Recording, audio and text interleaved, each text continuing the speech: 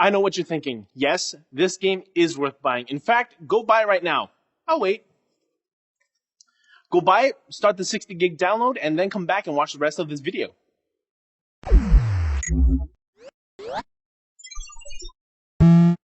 GTA 5 has been delayed many times for PC users, but it's finally here, and it was worth the wait. NCIX Anthony has played a lot of games on launch day, and he thinks that this is one of the smoothest launches he's ever seen for such a big game.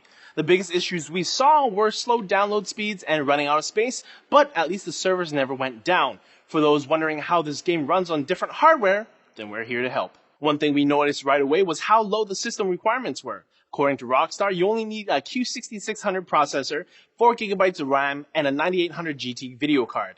GTA 4 also had pretty low requirements, but that game was so buggy on launch day that even high-end hardware couldn't run the game smoothly. Grand Theft Auto 5, however, is a completely different beast.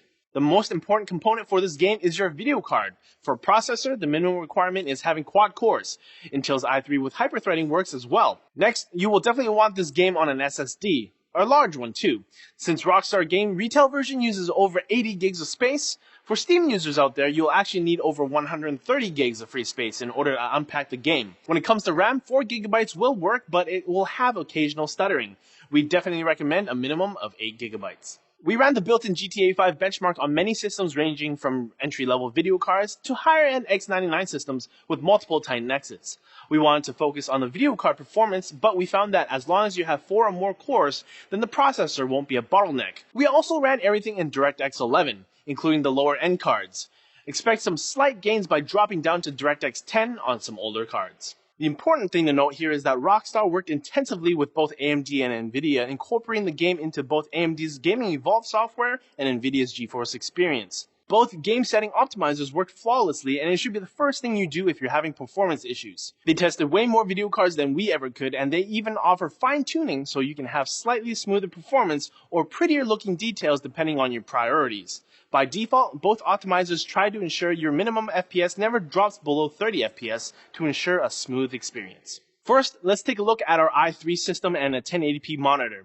The system consisted of an Intel i3 4310 processor, 8GB of DDR3 HyperX RAM, and a Kingston HyperX Fury 240GB SSD. With an R7 260X and Gaming Evolved optimized settings, we were able to get an average of 47 FPS with a minimum of 33. At the other end of the spectrum, we had our X99 setup with an i7 5820K processor and 64GB of Kingston Predator DDR4 memory and 2 Titan X's and SLI hooked up to triple 4K monitors. With GeForce optimized settings, we got a minimum of 38 FPS and an average of 74 FPS. You might think it's weird that we compared a low-end gaming system to a high-end one, but that's why GTA 5 is so amazing. It scales incredibly well to a wide range of hardware.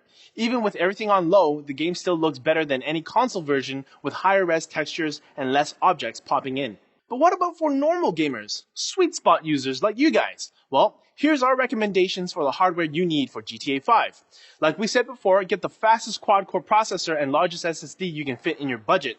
For the video card, we'll break it down by monitor resolution. For 1080p, you'll want at least an NVIDIA 750 Ti or Radeon R7 260X to play it smoothly on medium settings. For higher settings, 144Hz or ultra-wide 1080p monitors, bump that up to a GTX 960 or a R9 270X to take advantage of your higher refresh rate or higher resolution. For 1440p, you'll want a GTX 970 or R9 280X. You'll get smooth gameplay with an absolute minimum of 45 FPS while averaging around 80 FPS. For an ultra-wide 1440p, you'll want an NVIDIA GTX 980 or a Radeon R9 290 for smooth gameplay at high settings. For 4K, you'll need quite a bit more power than before. 2 GTX 970s, a Titan X, an R9 290X, or even an R9 295X2 will all be necessary in order to achieve smooth gameplay with an average above 60 FPS. If you're only aiming for 30 FPS, then a single GTX 980 or R9 290X will do, but there's no point at playing 4K on lowest settings. Just go with a 1440p setup instead. Now for triple 4K, two Titan X's will be able to handle the game wonderfully. With a mix of high to very high settings, we were able to achieve a minimum of 38 FPS and an average of 74 FPS. That's a resolution of 11,520 by 2160. We tried getting two R9 295 X2s working in quad crossfire, but ran into problems getting the game to recognize all four cores. It should theoretically work, but maybe it's just because our cards were sample cards. There you have it, an easy guide to what video card you'll need based on your monitor resolution. We know a year and a half was a long time for this game to come out, but all of us here at the studio think it's completely worth it. It's much better to have a fully stable game to be delayed rather than a buggy game released early. Let us know in the comments below, what are you running and what kind of performance numbers you're getting.